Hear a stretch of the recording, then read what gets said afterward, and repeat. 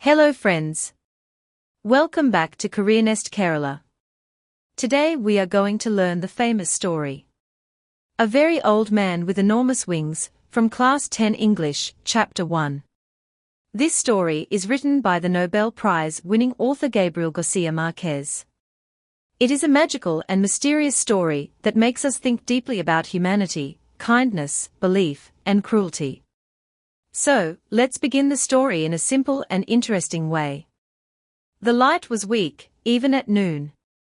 When Peleo was coming back to the house, it was hard for him to see what was moving and groaning in the rear of the courtyard. He had to go very close to see that it was an old man. A very old man. The man was lying face down in the mud. In spite of his tremendous efforts, the man couldn't get up, impeded by his enormous wings.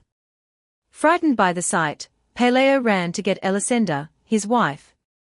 She was putting compresses on their sick child. He took her to the rear of the courtyard. They both looked at the fallen body. The man was dressed like a ragpicker. There were only a few faded hairs left on his bald skull, and very few teeth in his mouth. His pitiful condition seemed that of a drenched great-grandfather. This took away any sense of grandeur he might have had. His huge buzzard wings, dirty and half-plucked, were entangled in the mud. They looked at him so long and so closely that Peleo and Elisenda very soon overcame their surprise. In the end they found him familiar. Then they dared speak to him. He answered in an incomprehensible dialect with a strong sailor's voice. They concluded that he was a lonely castaway from some foreign ship, wrecked by the storm. Then they called in a neighbor woman to see him. All she needed was one look to show them their mistake. "He's an angel," she told them. "He must have been coming for the child, but the poor fellow is so old that the rain knocked him down." On the following day everyone knew that a flesh-and-blood angel was held captive in Peleo's house. Peleo watched over him all afternoon from the kitchen, armed with his bailiff's club. Before going to bed, he dragged him out of the mud and locked him up with the hens in the chicken coop. A short time afterward the child woke up without a fever, and with a desire to eat. Then they felt magnanimous. They decided to put the angel on a raft with fresh water and provisions for 3 days, and leave him to his fate on the high seas. But when they went out into the courtyard at the first light of dawn, they found the whole neighborhood in front of the chicken coop having fun with the angel. The visitors were tossing him things to eat through the openings in the coop. It was as if he weren't a supernatural creature, but a circus animal. The news of the captive angel spread with great rapidity. After a few hours, the courtyard had the bustle of a marketplace. The couple had to call in troops to disperse the mob. They got the idea of fencing in the yard, and charging 5 cents for admission to see the angel. The curious came from far away. The most unfortunate invalids on earth came in search of health. Peleo and Elisenda were happy with fatigue. In less than a week they had crammed their rooms with money. Still the line of pilgrims waiting their turn to enter reached beyond the horizon. The angel was the only one who took no part in his own act. He spent his time trying to get comfortable in his borrowed nest. At first, they tried to make him eat some mothballs. But he ate nothing but eggplant mush.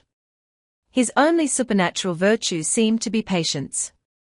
He was quite patient when the hens pecked at him, searching for the parasites in his wings. He was patient again when the cripples pulled out his feathers to touch their limbs with. He remained patient when even the most merciful threw stones at him. After all, they were only trying to get him to rise so that they could see him standing. It so happened that during those days there arrived in the town a traveling show. The main attraction was a woman who had been changed into a spider by a burst of thunder and lightning. The admission fee to see her was less than the fee to see the angel. So, the people flocked to see her.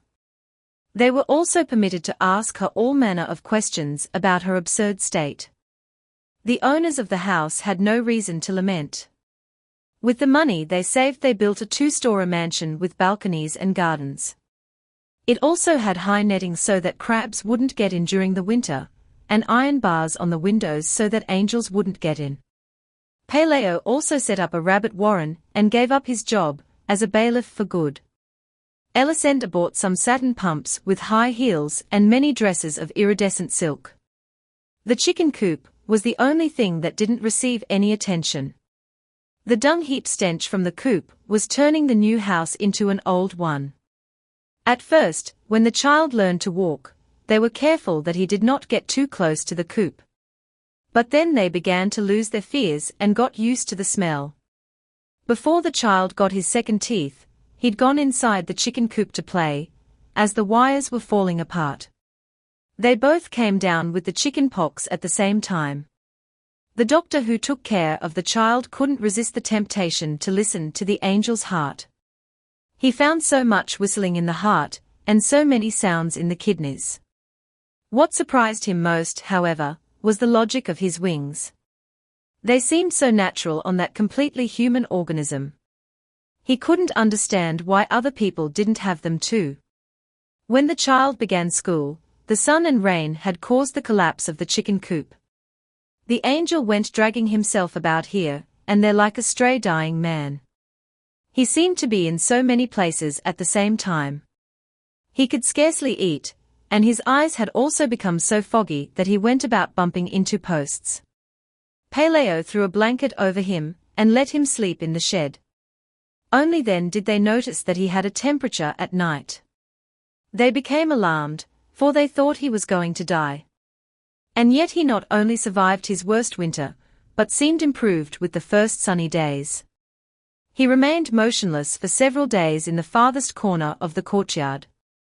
At the beginning of December some large, stiff feathers began to grow on his wings. They looked like the feathers of a scarecrow.